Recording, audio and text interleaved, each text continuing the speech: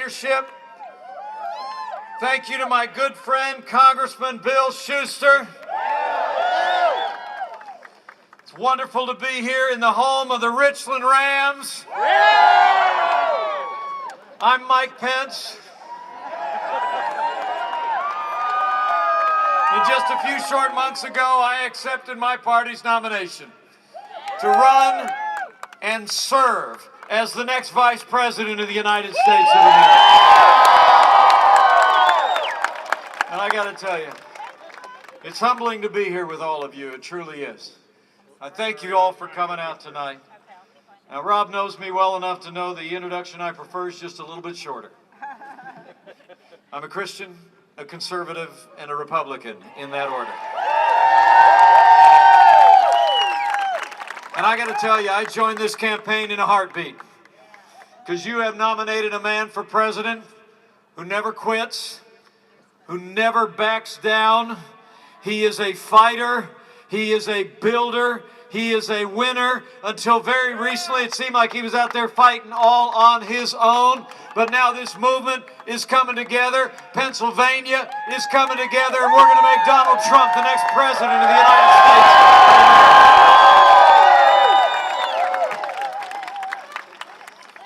I got to tell you, I'm I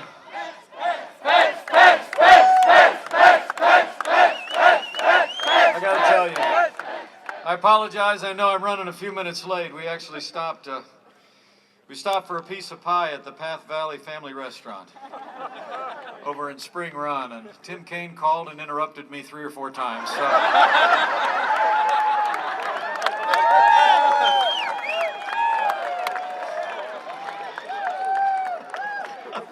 You know, we had a little debate the other night.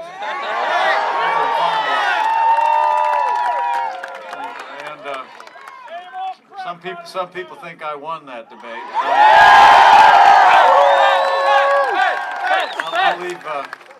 I'll leave that to others. I'll tell you, from where I sat, Donald Trump won that debate. Donald Trump's vision to make America great again won that debate.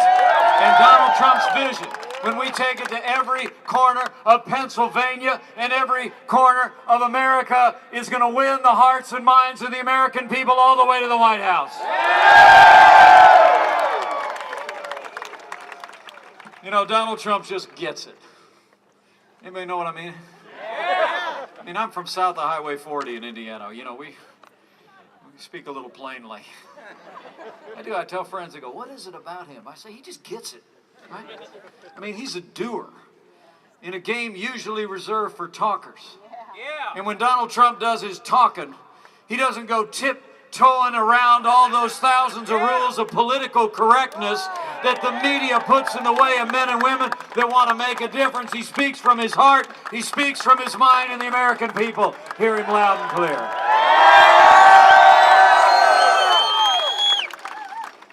The funny thing is, he's just kind of fun to watch.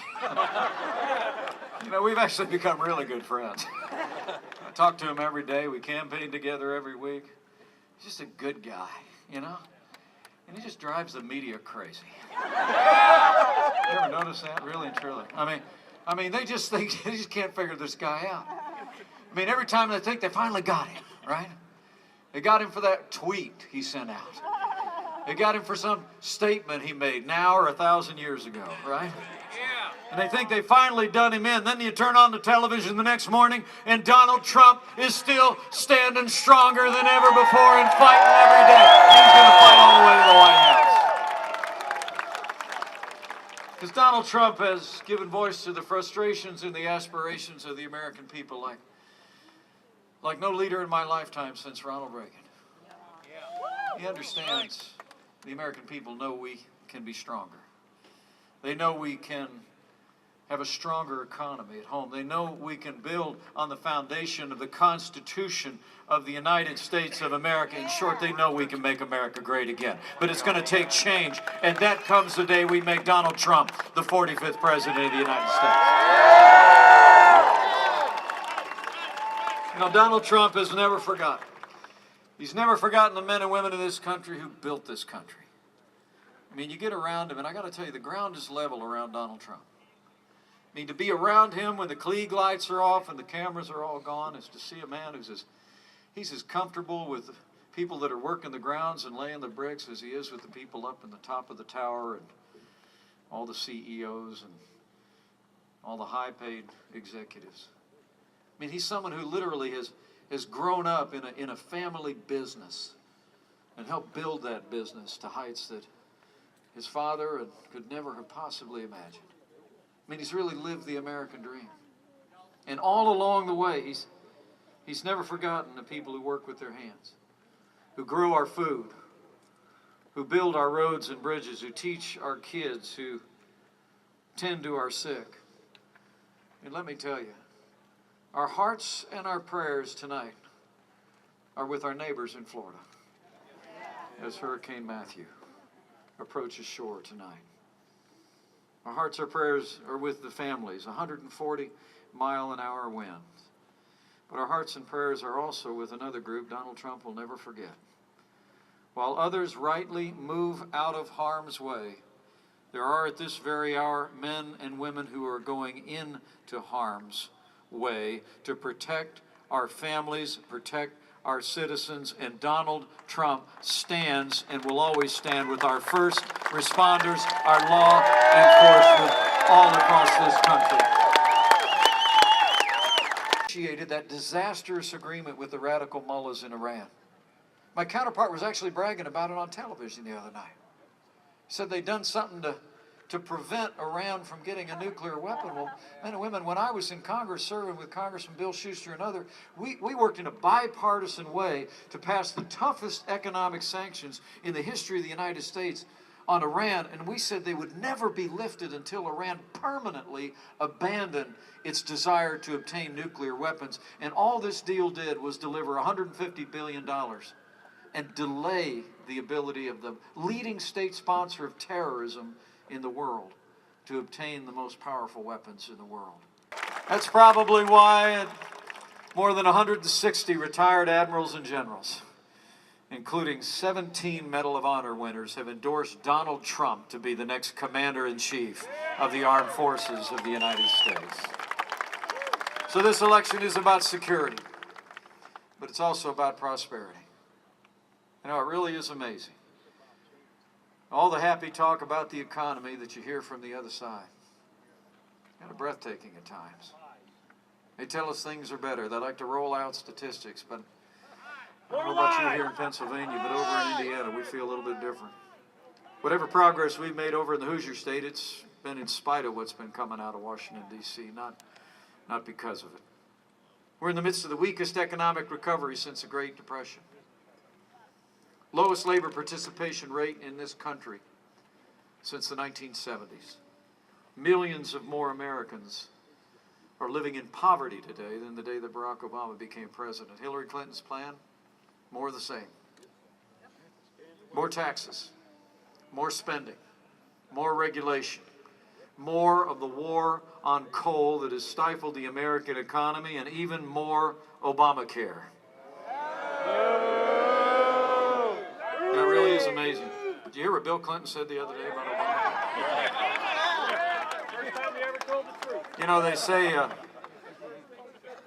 they say a broken clock is right at least twice a day.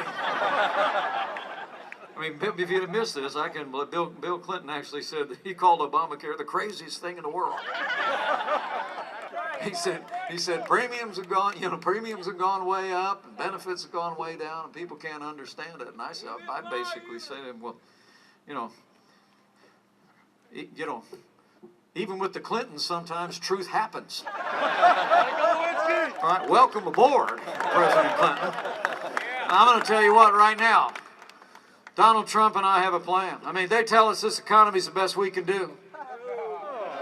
In Pennsylvania, we know it's not the best we can do. It's just the best they can do. And when Donald Trump becomes president of the United States of America, we're going to get Pennsylvania working for all the people of this state, and we're going to get America working again. Because Donald Trump has a plan. It's just a little bit different from theirs, all right? rather than raising taxes by $1 trillion. Donald Trump and I are going to work with the Congress and people like Bill Schuster. We're going to cut taxes across the board for working families, small businesses, and family farms. We're going to lower business taxes in America so companies here in Pennsylvania can keep jobs in Pennsylvania. We're going to repeal death taxes once and for all. We're going to roll back the red tape that stifles growth in the economy here in Pennsylvania. And on day one of the Trump administration, he's going to repeal every single Obama executive order that's been stifling jobs and growth in this economy. This incredible experiment in freedom, it began so many years ago. But we've always been united in a foundation of faith.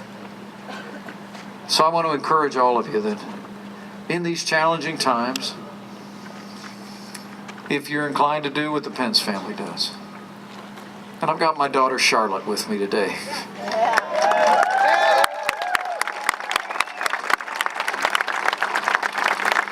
If you're inclined to do what the Pences do from time to time, is bow the head, bend the knee, I encourage you to do it in the next 32 days. Because I truly do believe that what's always been true is still true today, that if his people who are called by his name will humble themselves and pray, in these troubled times, he'll hear from heaven and he'll heal our land. This one nation under God, indivisible, with liberty and justice for all. USA! USA! USA! USA! USA! So men and women in Pennsylvania, it's getting dark.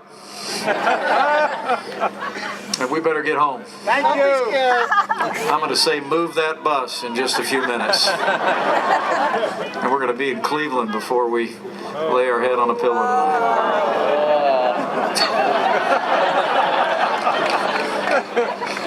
I heard that. I knew it was about football.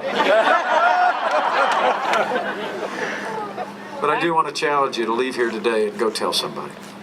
Tell them the choice could not be more clear.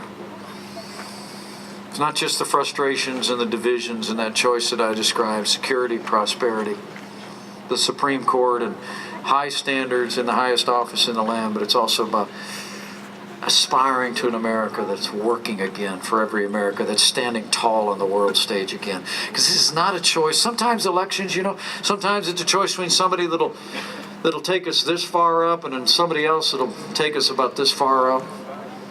Sometimes there's not a dime's worth of difference, But this one's not like that.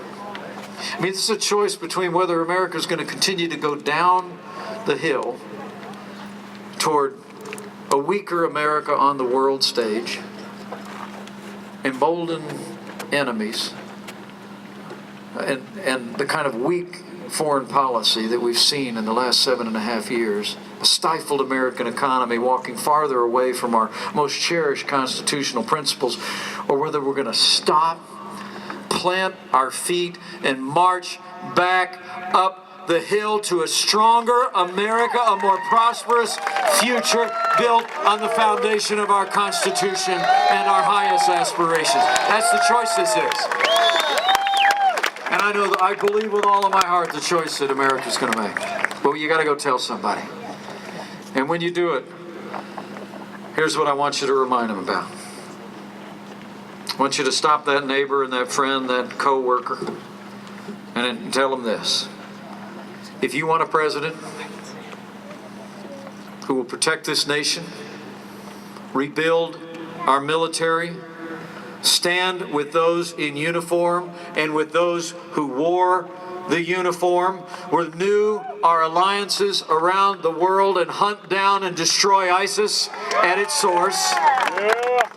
If you want a president who will support law enforcement at every level with the tools and the resources they need to protect our families, restore law and order, and go home safe to their families. If you want a president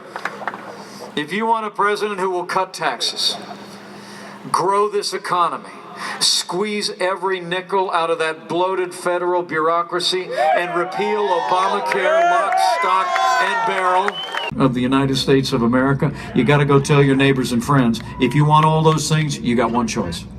And I'm here to tell you, that man is ready. This team is ready. This movement is ready. Let's go make sure that Pennsylvania is ready. And if you do that, we will elect Donald Trump as the 45th President of the United States of America, and we will make America great again. Let's go get it done, Pennsylvania. Thank you, and God bless you. And God bless the United States of America.